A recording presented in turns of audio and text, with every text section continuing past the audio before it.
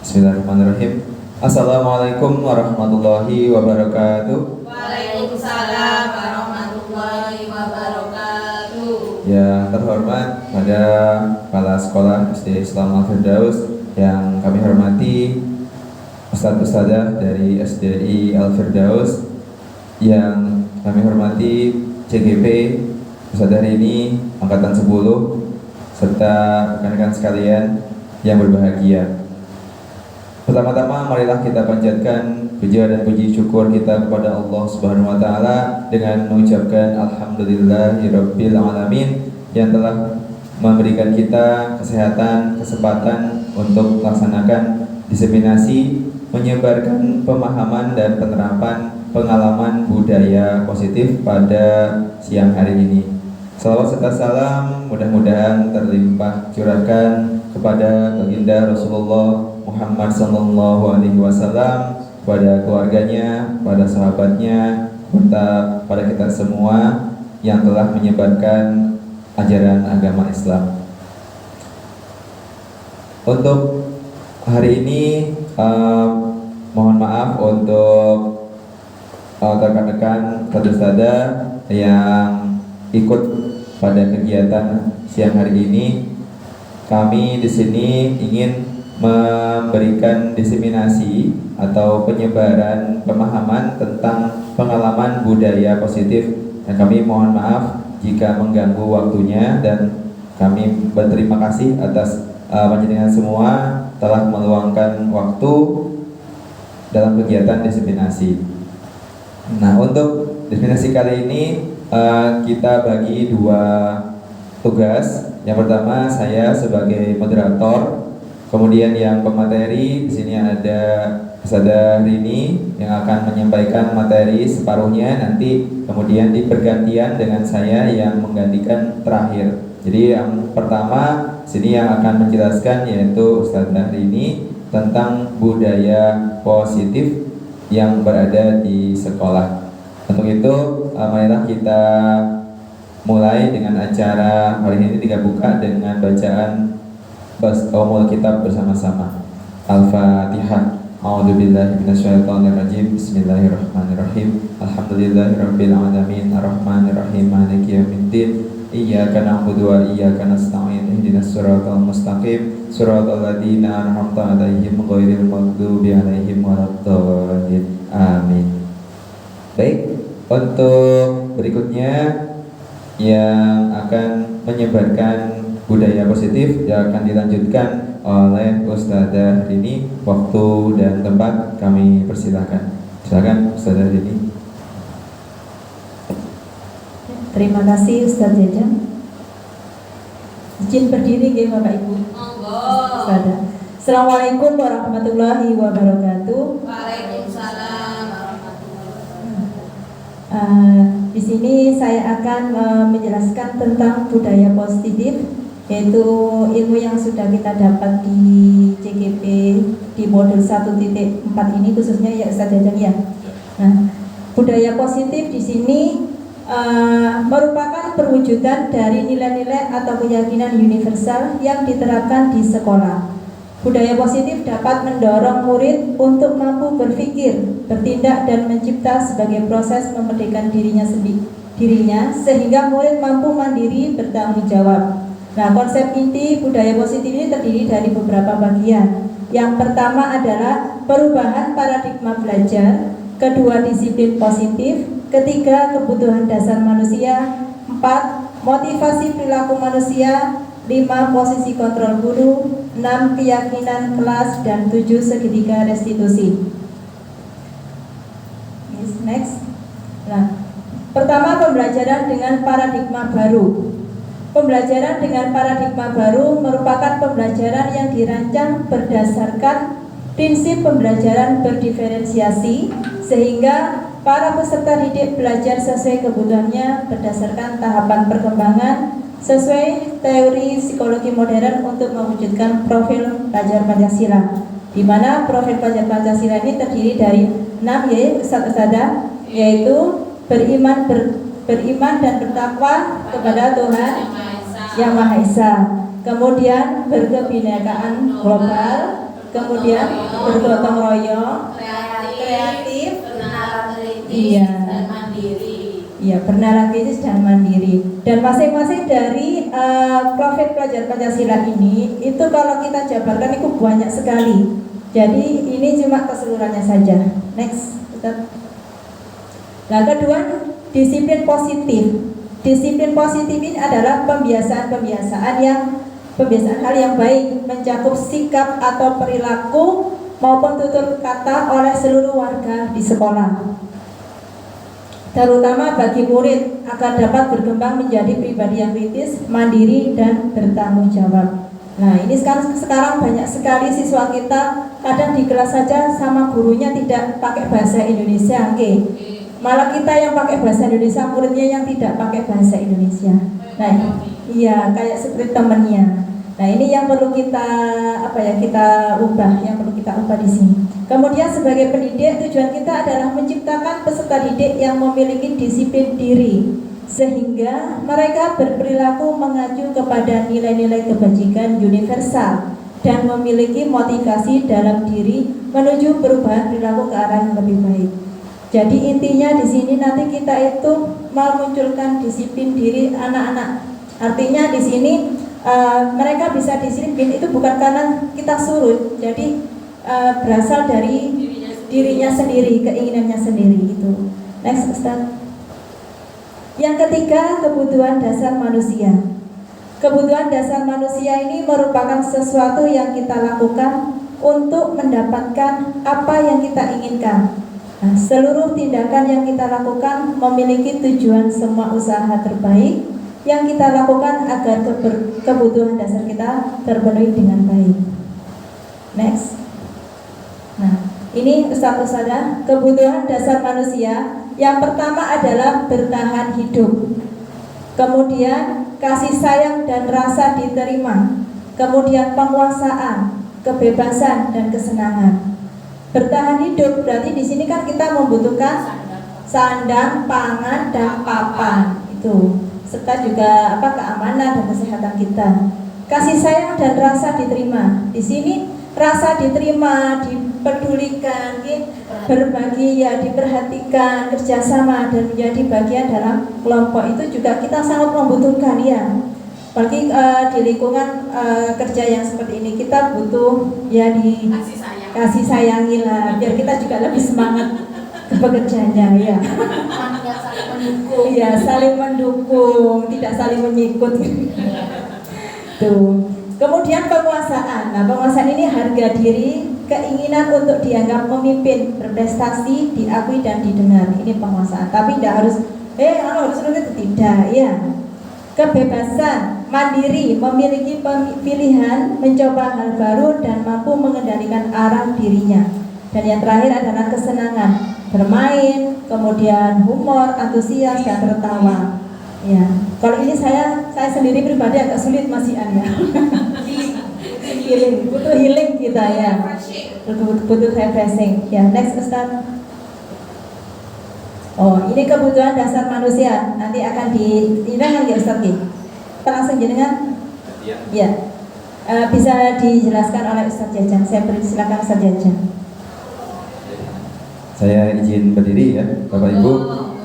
Baik, untuk melanjutkan budaya positif yang selanjutnya, yakni kebutuhan dasar manusia. Yakni di sini kebutuhan dasar manusia sebenarnya bukan kebutuhan dasar ya sebenarnya itu, tapi hukuman, konsekuensi dan restitusi. Nah, di sini hukuman itu biasanya kita laksanakan ketika seseorang melakukan suatu kesalahan. Pasti di sini semua guru ustadzah pernah melakukan itu, memberikan hukuman kepada siswa-siswinya jika mereka melakukan kesalahan. Nah, tapi di sini hukuman itu artinya tidak terencana atau tiba-tiba saja, itu namanya hukuman. Jadi tiba-tiba. Jadi ketika anak melakukan kesalahan, kita langsung berikan hukuman. Itu namanya tiba-tiba. Nah, tiba-tiba ini murid tidak tahu apa yang akan terjadi. Kadang ketika hukuman dikasihkan kepada salah satu temannya, kadang berbeda dengan teman yang lainnya. karena beda perlakuannya. Jadi tidak sama antara siswa satu dengan siswa yang lainnya. Itu namanya hukuman. Dan hukuman ini bersifat satu arah, hanya satu orang saja, dan hukuman ini bersifat fisik atau psikis. Jadi bisa fisik, bisa disuruh nyapu misalkan, atau suruh membersihkan kamar mandi, atau psikisnya ini mentalnya misalkan menggunakan verbal, hukuman verbal dan sebagainya. Itu disebut dengan hukuman. Nah, yang kedua ada konsekuensi. Konsekuensi itu bisa direncanakan, terencana, atau bisa disepakati sesuai dengan peraturan yang ada di sekolah kita. Misalkan peraturan di sekolah sudah ada jelas memakai atribut lengkap. Nah, misalkan jika tidak memakai atribut lengkap, maka apa konsekuensi yang didapatkan oleh siswa? Bisa beli sendiri, atau bisa misalkan disuruh menulis dan sebagainya. Itu namanya konsekuensi. Jadi anak-anak sudah tahu nih peraturannya, anak-anak sudah tahu konsekuensi itu, jadi terencana, sudah disepakati. Lalu murid tetap dibuat tidak nyaman, tapi tetap anak-anak tidak nyaman melakukan itu, karena di situ anak-anak tidak dijelaskan apa sih konsekuensinya, karena tidak dijelaskan di peraturan sekolah. Tetap tidak nyaman, dan sikap guru ini selalu memonitor muridnya. Jadi guru tetap monitor aja, muridnya itu dipantau terus. Itu konsekuensi. Nah, yang lebih bagus adalah restitusi sekarang itu. Restitusi itu proses menciptakan kondisi bagi murid untuk memperbaiki kesalahan. Jadi kita memberikan solusi kepada anak tersebut. Jadi kita jangan memberikan jawaban kepada kesalahan murid. Jadi kita harus istilahnya diskusikan dulu. Anak-anak ini salah apa enggak? Kalau dia salah, berarti gimana sih perlakuannya? Bagaimana caranya supaya perbaiki kesalahan tersebut? Itulah yang seharusnya guru lakukan kepada murid ketika menemukan suatu permasalahan bagi murid. Lalu prosesnya di sini kolaborasi yang mengajarkan murid untuk mencari solusi sendiri. Jadi kita tidak boleh memberikan jawabannya. Jadi biar anak-anaknya yang memberikan suatu solusi dari permasalahan yang dia hadapi. Misalkan tadi tidak memakai atribut lengkap, ditanya kenapa kok tidak memakai atribut lengkap. Misalkan tidak punya uang, Ustaz. Nah, gimana caranya supaya dapat uang, nabung dan sebagainya. Jadi anak-anak sendiri yang memberikan jawabannya. Jadi kita hanya bertanya aja, bertanya biar anak-anaknya yang menentukan solusinya. Itu. Silakan lanjut, Saudara. Nah, di sini setelah ada kita mengetahui hukuman, konsekuensi, dan tadi restitusi, nah ada posisi kontrol guru. Jadi guru di sini ada posisinya. Gimana kita bertindak? Yang pertama ada penghukum. Posisi guru itu kita bisa menjadi penghukum. Yang kedua pembuat merasa bersalah. Nah, yang kedua ini adalah posisi yang tidak boleh dilakukan oleh guru. Tidak boleh. Kenapa? Karena penghukum dan pembuat merasa bersalah ini pasti menimbulkan dendam bagi siswa. Penghukum ini yang harus kita lakukan yaitu mulai dari teman, pemantau, dan manajer. Nah, seharusnya guru itu harus bisa menjadi manajer, tapi sulit sekali manajer ini. Manajer ini istilahnya murid itu sudah menemukan atau membuat disiplin sendiri tanpa ada paksaan, itu sudah jadi manajer guru itu. Tapi sangat sulit, dan biasanya kita jadi teman dulu aja, yang lebih gampang teman. Jadi di sini guru dan murid itu tidak ada batasannya kadang. Jadi muridnya kadang ke gurunya itu nyapanya dengan asal. Jadi tidak menyapa dengan sopan, bahasa yang halus, tidak. Itu teman itu biasanya. Tapi di sini harus kita punya batasan. Kemudian pemantau. Kalau pemantau kita bisa melihat dari peraturan. Jadi aturannya gimana sih? Kita jelaskan, oh kamu loh kalau sekolah itu harus memakai atribut lengkap, harus memakai sepatu hitam. Nah itu kita jelaskan, itu namanya pemantau. Kita memantau anak-anak yang tidak memakai peraturan, tidak melaksanakan peraturan sekolah, dipantau. Tetapi kalau manajer, ini murid tidak perlu dipantau lagi, sudah bisa melaksanakan peraturan sekolah tanpa adanya paksaan. Itu sudah manajer, itu sudah bagus banget kalau manajer, hebat ya. Lanjut. Itu sudah hebat. Nah, contoh di sini ada studi kasus. Di kasus di sini ada Adi yang terlambat hadir di sekolah. Penghukum. Nah, ini contoh penghukum. Dan nada suara tinggi, bahasa tubuh, mata melotot, dan jari menunjuk-nunjuk menghardik. Kira-kira kita termasuk sana apa enggak? Kita nanti ya. Terlambat lagi, pasti terlambat lagi. Selalu datang terlambat. Kapan bisa datang tepat waktu? Nah, ini contoh misalkan yang terlambat. Terus tanyakan kepada diri Anda, bagaimana sih kira-kira perasaan murid bila guru itu berbicara seperti di atas pada saat muridnya datang terlambat? Tanyakan kepada diri sendiri, kira-kira sakit hati apa enggak? Gitu. Sakit hati ya. Berarti kita termasuk penghukum apa bukan? Hasilnya. Nah, kemungkinan murid marah di bawahnya ya. Kemungkinan murid marah dan mendendam atau bersifat agresif. Bisa jadi sudah kembali duduk, murid tersebut akan mencoret-coret bukunya. Kemudian mana ini? Belum sudah, belum. Masih barusan. Nah, ini yang bawah ini. Ini. Ya. Dibesarkan aja. Ya.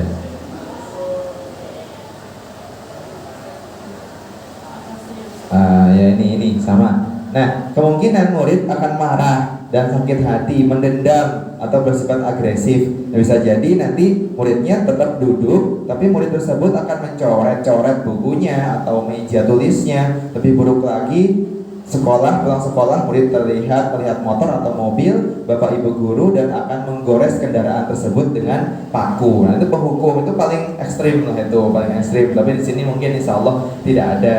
Tapi yang jelas penghukum ini tidak disarankan untuk dilakukan oleh guru. Itu posisi kontrol yang harus dilakukan tadi yaitu manajer. Itu contohnya aja, contoh. Berikutnya yang pembuat rasa bersalah. Nah, kalau pembuat rasa bersalah, ini contohnya nada suara memelas, halus, sedih. Bahasa tubuhnya merapat pada anak, lesu. Ini buat rasa masalah. Contohnya seperti ini. Adi, kamu ini bagaimana ya? Kamu sudah berjanji dengan ibu tidak akan terlambat lagi. Kamu kenapa ya? Senang sekali mengecewakan ibu. Ibu benar-benar kecewa sekali. Nah, itu kan benar kayak halus ya, tapi itu dilakit secara verbal, betul. Membuat rasa bersalah, jadi biar anak merasa terenyuh, tapi itu tidak boleh dilakukan. Nah, bagaimana perasaan murid bila ditegur seperti cara ini? Gimana kira-kira? Murid akan merasa bersalah, ya kan?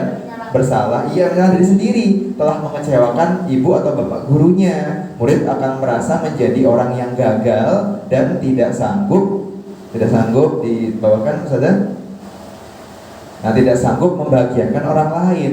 Kadangkala sikap seperti ini lebih berbahaya dari sikap penghukum karena emosinya akan tertanam rapat di dalam hati murid tersebut. Jadi murid akan menahan amarahnya, perasaannya, tidak seperti murid dengan guru penghukum langsung dilampiaskan kalau penghukum. Tapi kalau ini dia akan pendam sendiri, di mana murid bisa menumpahkan amarahnya walaupun dengan cara yang negatif. Kata sebenarnya murid di sini akan tertekan seperti lanjut.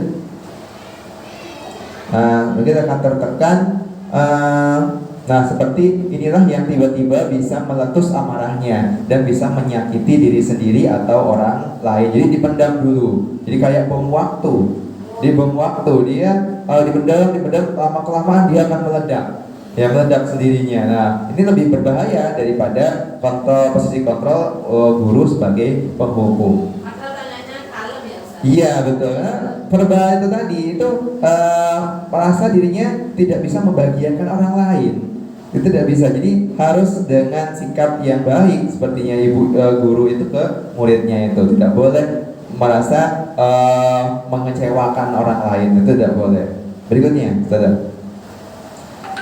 Nah, sekarang teman. Untuk teman, ini posisi guru yang positif. Ini positif. Kalau tadi penghukum dan pembuat rasa bersalah yaitu negatif. Nah, kalau ini teman masih positif, tapi tidak dianjurkan bagi guru. Nah, nada suaranya ramah, akrab dan bercanda. bahasa tubuhnya merapat pada murid, mata dan senyum jenaka. Jadi senyum ini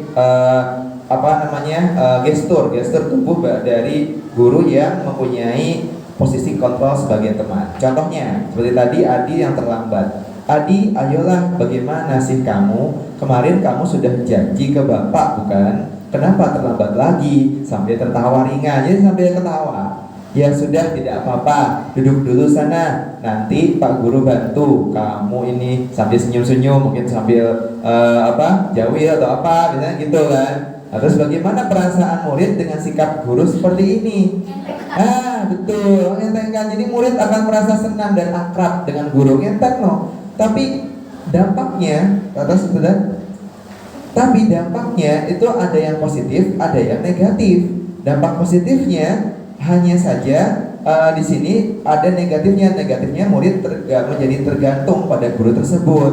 Bila ada masalah, dia merasa bisa mengandalkan guru tersebut untuk membantunya. Dia saling menggantungkan diri kepada gurunya tadi. Akibat lain dari posisi teman ini, Adi akan berbuat sesuatu bila yang menyuruh adalah guru tersebut, dan belum tentu berlaku yang sama dengan guru atau orang lain. Banyak seperti ini ya. Kalau misalkan sama gurunya ini nurut, sama guru yang lain enggak. Padahal kan sama, setara, guru yang satu dengan guru yang lainnya sama. Nah inilah kalau membuat kontrol seperti ini, jadi dia tergantung ke salah satu guru saja. Jadi kita harusnya tadi harus menjadi yang manajer. Nanti gimana manajer contohnya? Tolong berikutnya saudara. Lanjut ke pemantau. Nah, pemantau gimana ke pemantau? Iya, ya contohnya mungkin pernah dilakukan oleh panjenengan semua. Kalau pemantau gimana? Kalau pemantau nada suaranya datar, bahasa tubuhnya formal.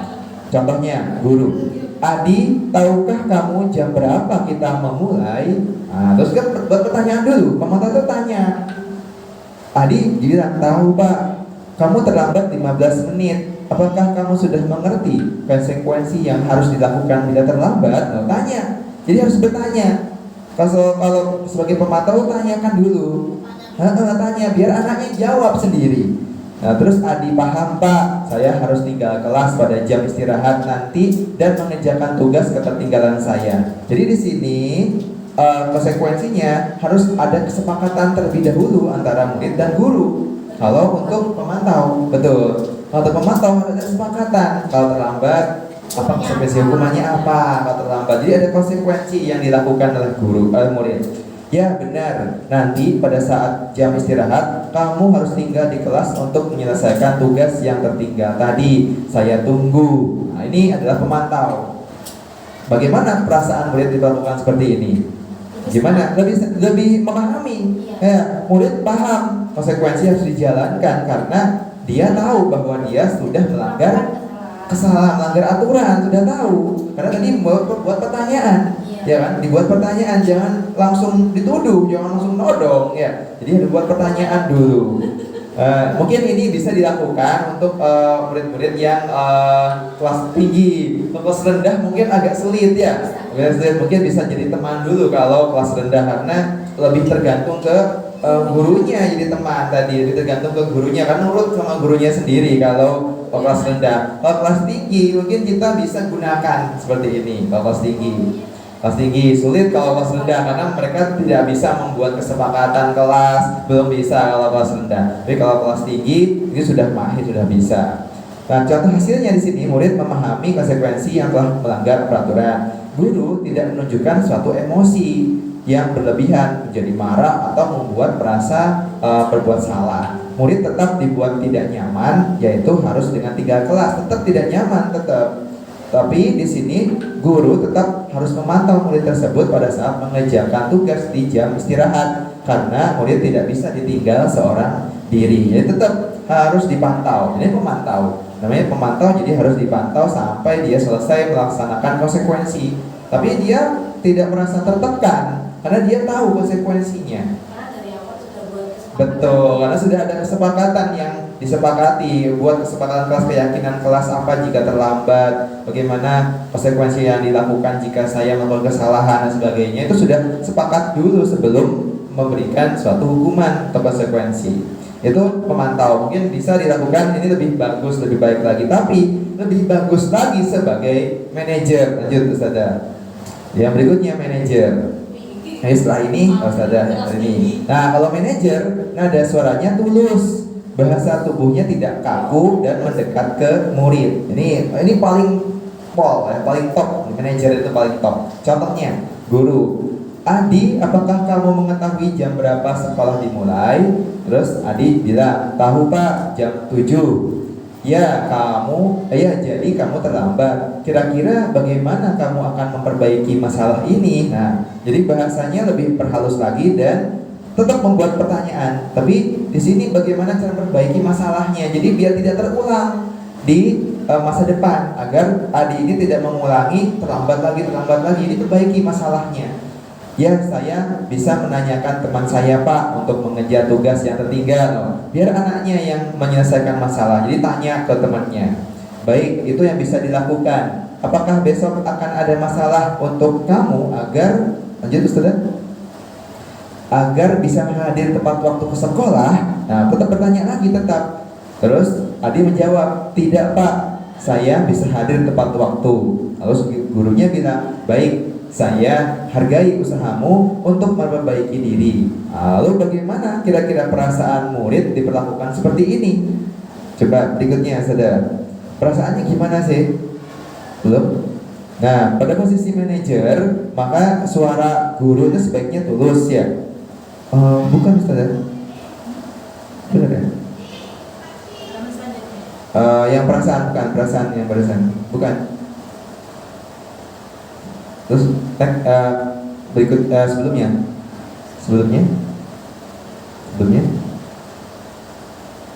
ya, ke atas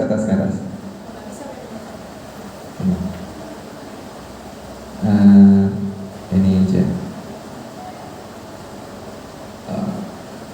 Oh ya, sama. Baik Bapak, pada posisi manajer ini suara guru itu sebaiknya tulus, tidak perlu marah, tidak perlu meninggikan suara, apalagi menunjuk-nunjuk ke murah murid. Berkaca pinggang nggak boleh, dan bersikap seolah-olah itu menyesal, tampak sedih sekali akan perbuatan murid, tidak perlu. Ya, ataupun sudah gurau menempatkan diri sebagai teman, itu tidak perlu kepada murid. Fokus aja pada murid, bukan untuk membahagiakan guru atau orang tua. Murid sudah mengetahui sebenarnya adanya suatu masalah dan sesuatu itu perlu terjadi. Bila guru mengambil posisi pemantau, itu guru akan melihat apa konsekuensinya, terus misalkan peraturannya. Namun pada posisi manajer, itu guru akan mengembalikan tanggung jawabnya pada murid sendiri untuk mencari jalan keluar permasalahannya, tentu dengan bimbingan guru. Jadi itu posisi yang lebih bagus untuk sebagai guru, yaitu posisi kontrol sebagai manajer. Lanjut Saudara. Nah, untuk berikutnya contoh lain penerapan 5 posisi kontrol guru. Ini ada sebuah kasus akan dijelaskan oleh Ustazah Rini. Silakan Ustazah Rini melanjutkan bergantian ya. Terima kasih Ustaz. Nah, tadi sudah dijelaskan tentang 5 posisi kontrol guru G. Tadi ada penghukum, ada pembuat merasa bersalah, ada sebagai teman, kemudian pemantau dan manajer. Nah, ini contoh penghukum Bapak Ibu. Misalnya kita berdiri dengan sebelah kaki di depan kelas. Nah, penghukum kan secara sekilas, jadi tiba-tiba misalkan ada siswa laporan, Ustazah ini tadi seperti ini, panggil kamu ini gini-gini. Nah, kita langsung langsung marah-marah, ayo cepat, misalkan berdiri di depan kelas. Nah, seperti itu tipe penghukum. Jadi tidak mau mendengar, tidak mau menanyakan alasan kenapa sih langsung dihukum. Dari pihak satunya laporan tadi langsung, kamu ini kok gini-gini, ayo sekarang langsung berdiri di depan kelas dengan satu kaki. Nah, itu tipe-tipe penghukum. Mungkin selama ini kita sebagai tipe penghukum kebanyakan. Kemudian yang kedua adalah pembuat rasa bersalah. Nah, Pembuat merasa bersalah ini kita menggunakan nadanya agak rendah sedikit, cuma halus, tapi ini lembut di hati, tetap menimbulkan dendam. Misalkan seperti ini contohnya, ya apa sih nih contohnya? Kesekian kali ibu sudah ingatkan, kamu senang ya melihat ibu terus-terusan bertindak seperti ini. Itu contoh secara real. Kalau misalkan di kelas kita misalkan seperti ini, ya apa sih nak? Terus dikanani balik-balik. Sementara sudah dapat surat cinta, misalkan kasarannya seperti itu. Surat cinta ini dalam arti tanda kutip ya, misalkan kita itu kita dipanggil kepala sekolah. Nah, itu benar anak itu merasa, tapi merasa dendam. Jadi ya, kalau di sini insya Allah tidak ada gitu. Itu jadi anak keluar di tipe penghukum dan pembuat merasa bersalah ini, anak keluar dari ruangan yang kita panggil itu tidak lego, masih merasa dendam, masih grundel, jadi tidak plong gitu wis. Lanjut Ustaz. Nah ini sebagai teman. Kalau sebagai teman kita merangkul, tapi kalau sebagai teman ini kalau menurut saya kurang cocok gitu. Karena apa? Mengakibatkan apa? Siswa melunjak ke kita. Kayak tidak ada, iya unggah-ungguhnya tidak ada. Ini, ayo dong kamu kerjakan tugasnya nanti. Kalau sudah selesai kita main game. Nah ini. Kemudian pemantau. Pemantau ini berarti kita memantau dulu. Apa sih kok setiap hari kok ini terus? Jadi intinya itu kita mengumpulkan bukti terlebih dahulu. Kalau misalkan terus-terusan seperti itu kita panggil. Kamu sudah melakukan kesalahan dan sudah mengetahui konsekuensinya. Sekarang selesaikan dan segera kumpulkan. Jadi pemantau ini intinya di awal itu sudah dibuat kesepakatan gitu Ustaz ya. Cuma siswa masih tetap melanggarnya dan sudah tahu konsekuensinya. Next Ustaz. Nah, tadi seperti yang sudah Ustaz Jajang jelaskan, 5 di antara 5 posisi kontrol guru ini yang paling bagus adalah posisi manajer. Tetapi ya begitu Ustazah, sangat sulit sekali ya, apalagi di murid zaman modern sekarang ya. Nah, di sebagai manajer ini misalnya seperti ini. Apakah kamu tahu kesalahanmu, keyakinan sekolah apa yang sudah kamu langgar, dan apa yang akan kamu lakukan untuk menyelesaikannya? Jadi misalkan ada siswa yang membuat kesalahan, kita panggil. Kita tidak langsung marah-marah tidak, tapi kita tanyakan, kamu tahu kenapa Ustazah panggil? Misalkan seperti itu. Kemudian otomatis siswa kan menjawab, tahu Ustazah karena misalkan tadi saya masuk ke kelas datang terlambat. Nah, kenapa kok datang terlambat? Nah, ini masuk di manajer, bukan di tahap apa aja? Mengenali masalah itu loh. Ya itu. Tadi masih ke kantin. Nah, kamu tahu nggak? Sudah kesepakatan kelas kita yang sudah kita buat. Ini masuk di keyakinan kelas. Tahu saja apa coba?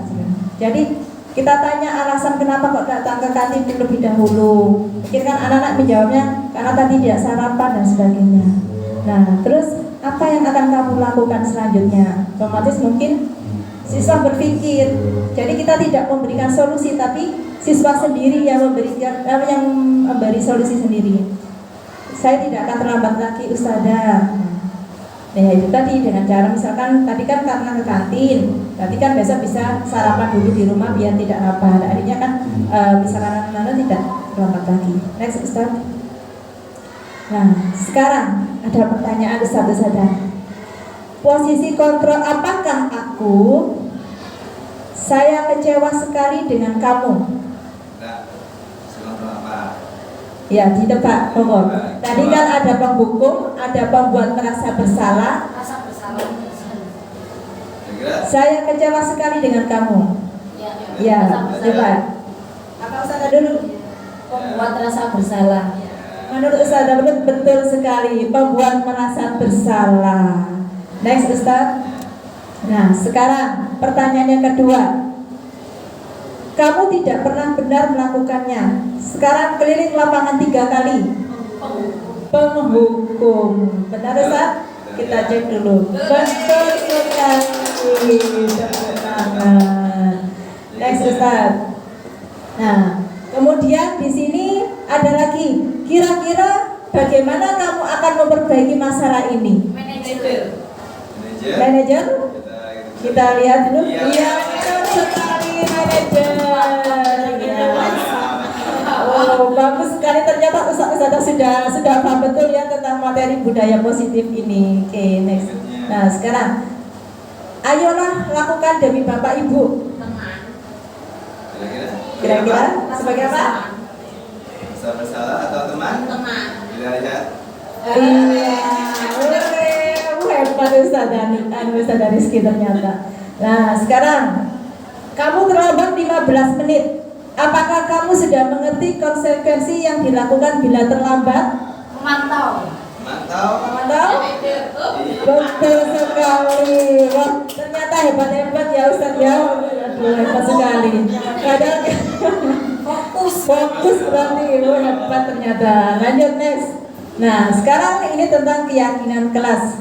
Ustaz Jaja nih jelaskan. Kepala saya. Oke.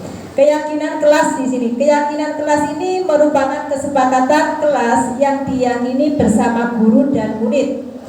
Harapannya dapat meningkatkan disiplin murid. Nah, keyakinan kelas berupa pernyataan universal dibuat dalam bentuk positif dan bersifat abstrak. Keyakinan kelas hendaknya tidak terlalu banyak sehingga mudah diingat dan dipahami. Semua warga kelas ikut berkontribusi dalam pembuatan keyakinan kelas lewat kegiatan mengutarakan pendapat. Jadi misalkan untuk keyakinan kelas ini lebih baik kita buat di awal pergantian semester, misalkan di tahun ajaran baru kenaikan kelas. Otomatis kan siswa-siswa kita masih belum kenal sama kita, gitu. Jadi sebelum kita memulai kegiatan pembelajaran itu kita membuat keyakinan kelas. Nah, keyakinan kelas ini berarti nanti peraturan-peraturan yang harus dijalankan anak-anak khususnya di kelas tersebut. Misalnya saya membuat keyakinan kelas di kelas 6A, berarti peraturan ini paling tidak harus dilaksanakan oleh kelas 6A khususnya. Nah, contohnya apa saja? Misalnya, jadi untuk membuat keyakinan kelas ini kita mengikut sertakan anak-anak sadar. Jadi, misalnya kita memberi kertas poset, ayo anak-anak, sekarang kita membuat keyakinan kelas agar proses pembelajaran kita bisa berjalan lancar ke depannya dan berjalan tertib. Kira-kira apa sih peraturan yang ingin kalian buat di kelas kita supaya kita bisa belajar nyaman, tenang, dengan lingkungan yang bersih. Nah, mari kita buat kesepakatan kelas. Nah, itu kita misalkan menyebarkan kertas post-it ya, kita sebarkan. Anak-anak kita suruh menulis satu kalimat saja. Misalnya saling menghormati, kemudian saling menghargai, kemudian datang tepat waktu, mengerjakan tugas tepat waktu, menjaga kebersihan dan sebagainya. Nah, dari ketika siswa sudah membuat keyakinan kelas dan sudah disepakati, harapannya adalah anak-anak maupun warga kelas tersebut bisa menjalankannya dengan baik. Itu untuk keyakinan kelas. Nah, kemudian segitiga restitusi ini. Segitiga restitusi ini adalah suatu proses dialog yang dijalankan guru atau orang tua agar dapat menghasilkan murid yang mandiri dan bertanggung jawab. Segitiga restitusi membantu murid memiliki tujuan disiplin positif, memperbaiki dirinya setelah berbuat salah. Restitusi bukan menembus kesalahan, namun untuk belajar dari kesalahan. Jadi ini hampir sama dengan kita sebagai manajer di sekolah, sebagai manajer ya, posisi guru sebagai manajer. Nah, kita menyelesaikan masalah menggunakan segitiga restitusi, di mana tahapan segitiga restitusi ini yang pertama adalah menstabilkan identitas, kemudian validasi tindakan yang salah, kemudian menanyakan keyakinan. Nah, menstabilkan identitas ini artinya misalnya tadi seperti saya terangkan, kita panggil anaknya, kamu tahu enggak kenapa Ustazah panggil ke sini? Oh tahu Ustazah, kenapa coba? Misalnya saya tadi datang terlambat karena masih mampir ke kantin. Nah itu menstabilkan identitas. Jadi berbuat salah itu, terus kita menjawabnya berbuat salah itu manusiawi. Tidak ada manusia yang sempurna. Kemudian Bapak Ibu juga pernah melakukan kesalahan seperti itu. Bapak Ibu tidak tertarik mencari siapa yang salah, tapi Bapak Ibu ingin mencari solusi dari permasalahan ini. Nah, Kamu berhak merasa begitu.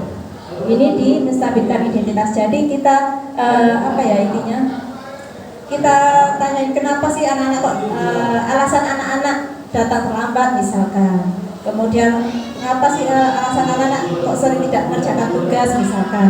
Itu di posisi di menstabilkan identitas. Seperti itu. Nah, untuk validasi tindakan yang salah. Nah, misalkan tadi siswa sudah menerangkan alasannya kenapa kok terlambat. Nah, kita tanya, kamu pasti punya alasan mengapa melakukan hal itu. Nah, padahal kamu bisa melakukan yang lebih buruk dari ini ya. Terus ini contoh kalimatnya yang menanyakan ya, kamu patut bangga pada diri sendiri karena kamu telah melindungi sesuatu yang penting buatmu. Itu. Jadi kalau misalkan di validasi tindakan salah tadi, untuk yang contoh yang pergi kali terlambat itu tadi anak-anak menanyakan alasannya. Oh, karena tadi saya lapar, ustazah dan sebagainya. Itu. Kemudian di tindakan menanyakan keyakinan. Kamu tahu nggak kira-kira keyakinan apa yang sudah kamu langgar? Ini intinya misalkan di kelas kita. Nah, kemudian mana mungkin menjawab tahu ustazah. Nah, nilai apa yang telah kita sepakati? Nah, tentang kedisiplinan misalkan. Seperti apa gambaran kelas yang ideal menurut kamu? Tuh, itu nih contoh-contoh kalimat yang kita tanyakan di keyakinannya. Kemudian kamu mau jadi orang seperti apa? Jadi untuk menyelesaikan sebuah masalah kita bisa menggunakan segitiga restitusi. Untuk selanjutnya Ustaz Jajang bisa ambil kesimpulannya. Dari kegiatan ini akan disimpulkan oleh Ustaz Jajang. Terima kasih. Baik, untuk selanjutnya saya simpulkan yang menjadi budaya positif yang ada di sekolah ini harus kita laksanakan ya. Mulai dari yang pertama positif, disiplin positif, yang kedua sampai ke posisi kontrol dan kebutuhan dasar manusia. Jadi ada 5, yaitu survival, yaitu bertahan hidup, lalu juga ingin perasaan kita ingin dicintai, ya disenangi. Terus ada juga tadi posisi kontrol manusia, guru, yaitu ada 5, yaitu sebagai penghukum, kemudian sebagai pembuat rasa bersalah, lalu yang ketiga tentang teman, yang keempat pemantau, yang kelima sebagai manajer. Nah, yang tadi juga ada hukuman, konsekuensi dan restitusi. Nah, ini ketiga-tiganya ini sebenarnya bisa dilaksanakan. Tetapi yang lebih bagus itu jangan hukuman atau konsekuensi, tapi membuat restitusi. Seperti tadi yang dijelaskan, ada segitiga restitusi. Segitiga restitusi ini adalah membuat suatu skenario di mana kita pertama tadi menanyakan apa tadi yang pertama? Menstabilkan identitas ya. Jadi identitasnya kita stabilkan dulu. Anak ini kan butuh perhatian. Ketika melakukan kesalahan pasti dia akan ingin diperhatikan dulu, ingin dikasih tahu dulu bagaimana sih perasaan dia telah melakukan ini. Misalkan nih tadi ada yang membuli temannya, kita tanyakan dulu kenapa kok kamu membuli temannya. Mungkin dia merasa sakit hati sama temannya tersebut dan sebagainya. Itu kita tanyakan. Lalu yang kedua ada validasi tindakan yang salah. Kita validkan dulu, kamu melakukan itu benar apa salah sih? Validkan dulu. Kalau dia merasa itu benar menurut dia, dan kita bimbing bahwa yang dia lakukan itu salah, ya, ini validasi tindakan yang salah. Lalu yang ketiga menanyakan keyakinan. Nah, kalau menanyakan keyakinan berarti kita sudah masuk ke daerah manajer, karena kita sudah melakukan suatu kesepakatan dengan murid. Keyakinan apa yang dia langgar? Apa sih keyakinan kelas kita itu seharusnya, supaya dia tidak mengulangi perbuatan yang sama di kemudian hari. Jadilah ketiga restitusi ya. Kami berdua sudah melakukan itu, buat skenario biasa. Jadi anaknya pura-pura terlambat, terus pura-pura melakukan bertengkar dengan temannya, seperti itu. Itu segitiga institusinya. Nanti ini kalau panjenengan semua ikut guru penggerak, pasti diharuskan membuat suatu skenario, buat dua kasus, dibuatlah skenario untuk menyelesaikan masalah yang dihadapi oleh murid. Terus yang terakhir ini segitiga restitusi. Ini kita laksanakan ini hanya agar semua warga sekolah itu bisa membiasakan hidup positif, hidup juga disiplin, karena tidak ada kesuksesan tanpa kedisiplinan. Tidak mungkin sukses kalau tidak disiplin, tidak ada. Mungkin ada sesuatu yang faktor X, di mana faktor X ini misalkan warisan kan anaknya biasa-biasa aja, dari orang tuanya kaya, dia dapat warisan banyak, sukses besar karena orang tuanya, bukan karena dirinya sendiri. Itu faktor X atau faktor lah. Dan faktor X itu. Tapi tidak ada seseorang sukses tanpa adanya kedisiplinan. Pasti harus diutamakan disiplin. Mulai dari disiplin waktu, disiplin diri sendiri, disiplin untuk orang lain, untuk lingkungan dan sebagainya. Mungkin itu tadi keyakinan kelas. Nah, tadi ada keyakinan kelas ya. Untuk keyakinan kelas ini kami juga tadi sudah melakukan skenario, yaitu membuat sebuah keyakinan kelas. Nanti tadi yang dijelaskan oleh saudara ini, yaitu panjenengan semua mengumpulkan anak-anak awal tahun ajaran baru, yaitu kita buat kesepakatan. Jangan gurunya yang membuat peraturan, jangan, tapi sepakati agar anak-anak tadi ketika melakukan kesalahan, kemudian kita kasih konsekuensi, kita tanyakan konsekuensi, anak-anak tidak merasa dendam, tidak merasa tersakiti, karena dia sudah tahu bahwa dia sudah melakukan kesalahan, ya, jadi tidak tertekan dia. Dan kita sebagai guru ya paling top jangan menjadi penghukum atau membuat rasa bersalah. Jadi dari awal sekarang bertahap, teman dulu lah, sebagai teman dulu. Setelah teman nanti bertahap ke pemantau. Nah, pemantau paling top jadi manajer. Nah, manajer itu paling sip ya untuk Sadah Nurul. Nah, sip itu untuk manajer. Itu untuk kegiatan tadi juga sudah bisa posisi kontrol. Kira-kira posisi kontrolnya panjenengan semua sudah sampai ke mana posisi kontrolnya kira-kira? Penghukum, pembuat rasa bersalah, teman, pemantau atau manajer kira-kira? Membuat rasa bersalah tergantung siswa. Ini tidak boleh tergantung siswa, karena semua siswa itu memiliki keunikan dan sendiri-sendiri ya. Jadi kalau posisi kontrol harus sama, tetap tidak boleh ganti sesuai dengan siswa, tidak boleh ya. Jadi posisi kontrol harus tetap, tidak boleh seperti itu ya. Jangan beda-beda posisi kontrolnya, harus sama, tapi keunikannya memang benar ke siswa, tiap siswa memiliki keunikan masing-masing. Tapi kita sebagai guru harus posisi kontrolnya harus tetap, tidak boleh pindah-pindah, tidak boleh pindah, karena tadi tidak boleh sama ya. Itu untuk iya. Iya betul. Itu adalah budaya positif yang harus kita diseminasikan ke penjenengan semua. Mungkin di sini ada yang ditanyakan dari hasil pemaparan kita tadi berdua.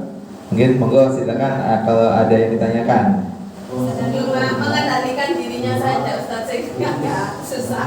Baik, ini untuk mengendalikan diri ya sama. Terus saya juga ketika bertanya apa tantangan Anda mengikuti CGP ini tentang budaya positif, ya sama tantangannya, sulit mengendalikan diri, sama dengan saya, sama sebenarnya. Jadi kan tuh sebenarnya jadi udah guru penggerak sebenarnya, sudah jadi guru penggerak, tapi ya bedanya ya satu saya melakukan LMS, yang melakukan kolaborasi dengan CGP yang lain, tapi penjaringan belum. Nanti ada waktunya ke sana. Nanti sebenarnya penjaringan semua sudah jadi guru penggerak. Nah, mungkin ada tips ya, tips bagaimana mengendalikan diri seorang guru ketika menghadapi murid tadi.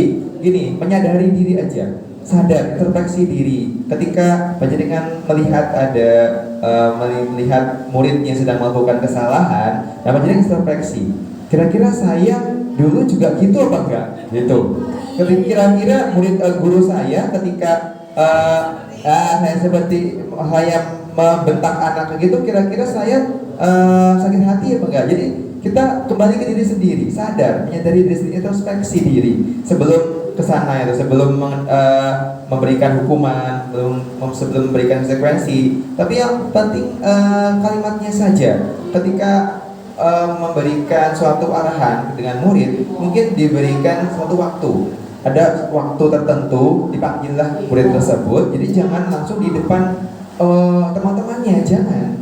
Melakukan segitiga restitusi ini jangan dilakukan di depan teman-temannya. Kalau teman-temannya jelas anak tersebut akan malu dan sebagainya. Tapi buatlah waktu tertentu yang sekiranya panjenengan dengan muridnya itu berdua saja.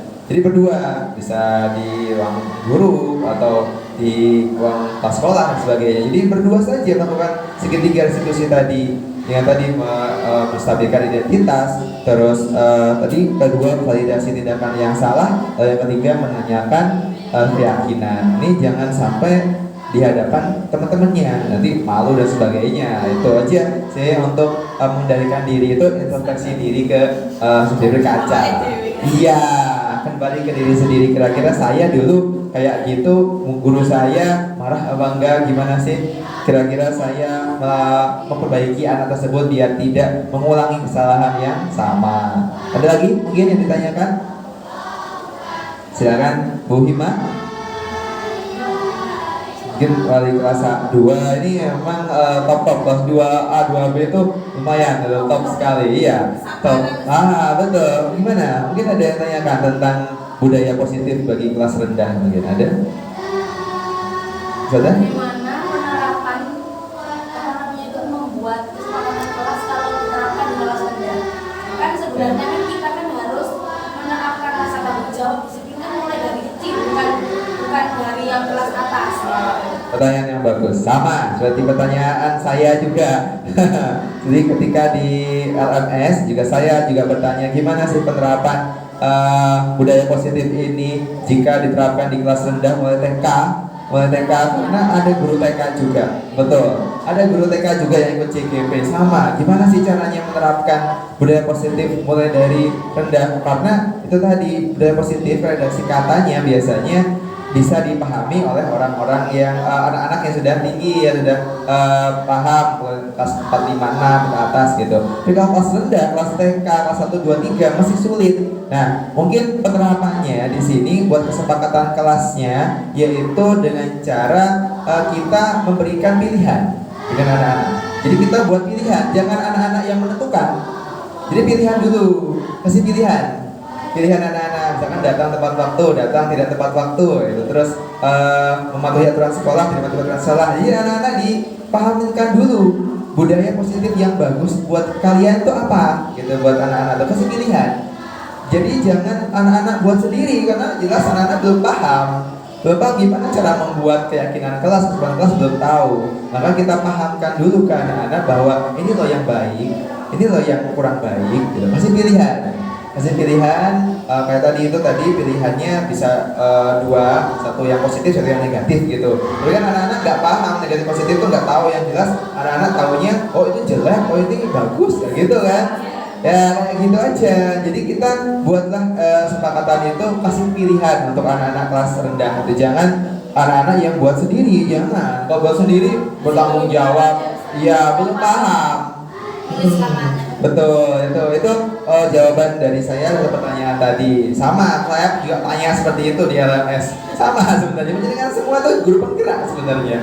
Sama, saya tanya gimana sih penerapannya? Dijawab sama fasilitatornya. Ya itu dikasih pilihan untuk anak-anak kecil itu, jangan anaknya yang diberikan itu tulisan. Ya, itu untuk Ustazah Hima mungkin yang di kelas rendah buat kesepakatan kelas itu beri pilihan untuk anak-anak. Pilihan kira-kira yang ini baik nggak, ini jelek nggak, nah gitu. Kalau kelas tinggi udah tahu baik jeleknya, udah paham, mereka bisa lihat sendiri. Pilihan itu, ya. Pilihan itu. Ada lagi yang ditanyakan? Ada? Sama gini-gini tak boleh. Ya, nunjuk-nunjuk itu tidak boleh. Penghukum. Ya gimana lagi ya? Kadang kita buka meja ketika hamil ya. Nah itu ada triknya. Memang iya ada sadar karena itu tadi belum dikasih paham. belum sadar diri. Jadi ilmunya ternyata masih. Nah, iya sekarang. Jadi sekarang harus bisa mengontrol diri dari amarah. Dapat ilmu kita introspeksi. Betul. Iya, ini aja wes mungkin kita sadar bahwa kita itu kalau marah ke anak-anak, kita mikir kita sadar dulu mungkin kalau anak kita sendiri diperlakukan seperti itu, kira-kira saya sakit hati nggak? Orang nggak terima pastinya. Sama seperti anak-anak, orang tuanya yang tahu misalkan anaknya dibentak-bentak lagi, pasti juga sama nggak terima. Seperti itu. Jadi istilahnya kita harus saling kolaborasi dengan orang tua juga. Kita juga harus ketika institusinya kita jelaskan ke orang tua bahwa kita itu ingin mendisiplinkan anak, caranya ya seperti ini. Tapi kalau misalkan dari sekolah sudah melakukan seperti ini di rumahnya jangan diperhatikan juga sama orang tuanya, ya sama aja ya. Karena ini harus berkolaborasi. Gaya positif ini sebenarnya lebih banyak dipraktekkan, paling banyak sebenarnya di rumah. Betul. Jadi lebih baik di rumah, dunia di rumah ketimbang di sekolah ya. Kan sekolah mungkin ya kayak atribut lengkap, iya kan sudah jelas. Kalau di rumah itu lebih banyak waktunya. Waktu yang dilakukan di rumah lebih banyak ketimbang di sekolah. Maka orang tua juga harus memantau terus kondisi dari peraturan yang ada di sekolah dan di rumah. Jadi biar sinkron gitu, biar sinkron, harus saling kolaborasi, koordinasi. Kesepakatan kelas di rumah, Bu. Iya. Nyambung dari Betul. Ya. Tapi cara parenting yang baru. Parenting betul. Ini juga masuk ke parenting. Nanti kalau di kelas sana saja. Iya. Ya, karena kelas rendah, kelas tinggi itu sebenarnya sama, penerapannya sama, beda penerapannya aja yang mungkin dibedakan. Satu, biar anaknya sendiri yang nulis, yang membuat kesepakatan. Kalau kelas rendah, biar anak memilih. Kita berikan pilihan itu anak-anak, jangan anak-anak yang buat. Ya, anak buat pasti nggak bakalan selesai 1 jam, 2 jam, 1 hari nggak selesai. Nggak paham, betul, tidak paham. Tapi berilah pilihan anak-anak 1, 2, 3, misalkan kasih pilihan terus dikasih post-it biar anak nulis sendiri pilihan yang dia sepakati apa gitu untuk kelas rendah. Baik, ada lagi yang ditanyakan mungkin? Sambung ya. Itu dari kami, penjelasan dari kami. Mungkin ada tambahan dari saudara ini? Sambung. Baiklah teman-teman semua, terima kasih atas partisipasi panjenengan semua. Mohon maaf bila mengganggu waktu dari panjenengan semua, karena tidak lain dan tidak bukan kami hanya menjalankan tugas kami sebagai guru penggerak, salah satunya yaitu menyebarkan budaya positif. Dan jika kalau nanti di kemudian hari di modul-modul berikutnya kami akan melaksanakan penyebaran lagi, mohon panjenengan bersedia ikut kembali dalam rangka diseminasi ini. Dan terima kasih juga untuk panjenengan semua, untuk rekan guru, untuk kepala sekolah dan sekolah juga yang telah memberikan bantuan, dukungan pada panjenengan semua. Kalau tanpa panjenengan kami semua tidak ada apa-apanya. Guru penggerak ini tanpa adanya kolaborasi dari murid, dari rekan sejawat, kepala sekolah terutama dan wali murid tidak akan jalan dengan baik. Pasti itu tidak akan jalan. Harus ada kolaborasi dari panjenengan semua. Itu saja dari kami. Kita akhiri dengan bacaan hamdalah bersama-sama. Alhamdulillahirabbil alamin. Terima kasih atas perhatiannya. Mohon maaf bila ada salah-salah kata. Wabillahi taufiq wal hidayah. Assalamualaikum warahmatullahi wabarakatuh. Waalaikumsalam warahmatullahi wabarakatuh.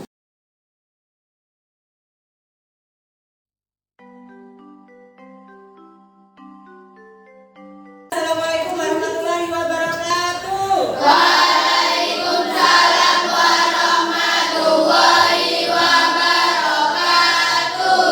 Apa kabar hari ini? Alhamdulillah, luar biasa. Allahu Akbar. Yes, yes, yes. Baiklah anak, sebelum kita ke materi pembelajaran, terlebih dahulu kita membuat kesepakatan kelas ya. Tadi ada temannya yang terlambat juga. Siapa tadi yang terlambat? Jidan sama Robert. Ya, kenapa kan terlambat nak?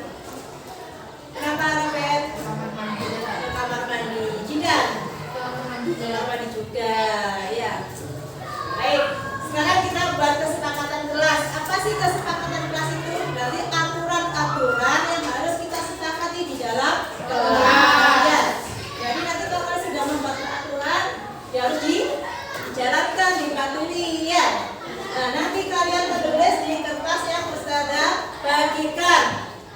kalian tulis kesepakatan apa yang ingin kalian tanamkan di kelas 6A.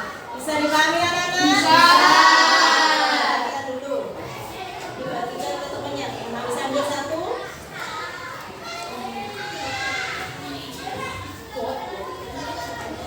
Ambil satu dibagikan ke temannya. Bisa.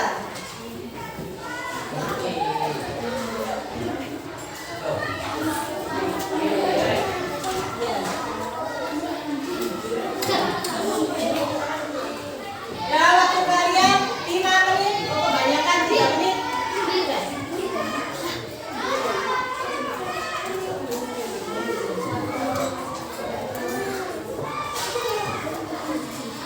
Kalian tulis kesepakatan apa yang ingin kalian berapa? Satu aja, satu kalimat yang ingin kalian jadikan kesepakatan atau aturan yang ada di dalam kelas kita.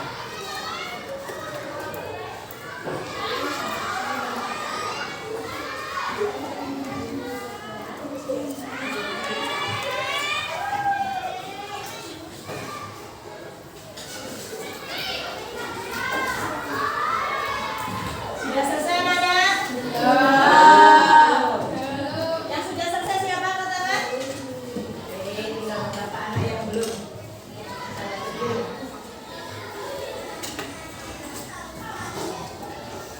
Sudah? Nah, kalau sudah, sekarang kalian tempel di sini ya. Tangan dari jalan tangan sebelah sini dulu ditempel di papan tulis. Ya langsung maju bareng-bareng tak apa-apa, langsung ditempel.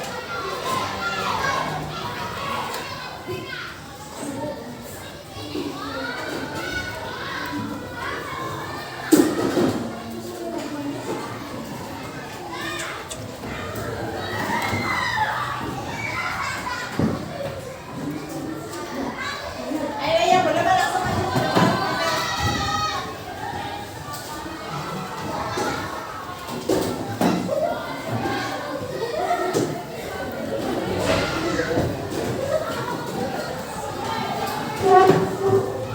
Sudah. Baik, keyakinan kelas saya barusan sudah menulis tentang keyakinan kelas yang akan kita kesepakatan kelas yang akan kita jadikan keyakinan kelas di kelas 6A. Pada Anda yang pertama, saling menghargai. Setuju apa tidak? Setuju. Saling menghargai.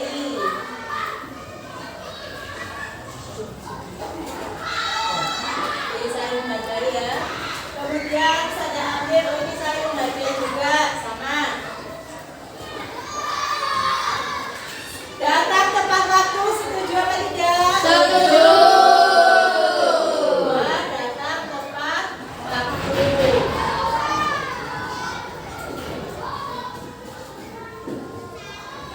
Kemudian ini datang tepat waktu juga sama. Ini saling menghormati, sama dengan saling menghargai ya. Kemudian harus menghargai sama.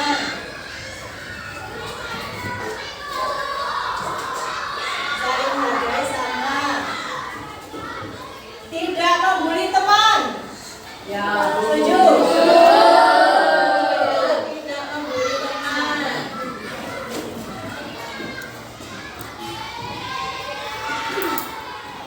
Oke, kemudian saling menghargai sama.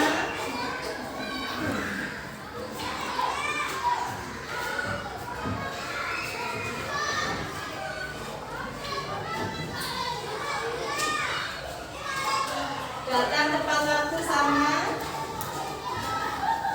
Saling menghargai. Memakai atribut lengkap. Ya. Setuju apa tidak? Memakai atribut lengkap.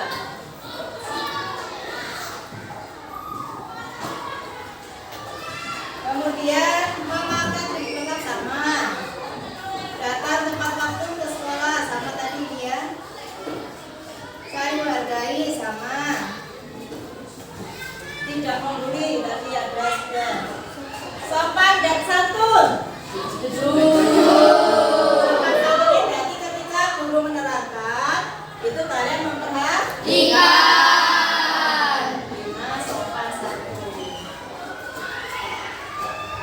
Baiklah anak-anak, ini sudah kita buat kesepakatan kelas ya, yang ada di dalam kelas 6A. Yang pertama, saling menghargai. Yang kedua, datang tepat waktu. Yang ketiga, tidak membuli teman. Yang keempat apa? Melayani ibu tempat. Yang kelima, Sopan santun. kira-kira bisa nggak menjalankannya dengan baik, mematuhinya? Bisa. Janji ya? Janji. Baiklah, terima kasih. Barusan kalian sudah membuat keyakinan kelas. Saya ucapkan terima kasih. Saya harapkan kita semua yang ada di kelas 6A khususnya bisa melaksanakan keyakinan kelas atau kesepakatan kelas yang sudah kita buat barusan ya. Saya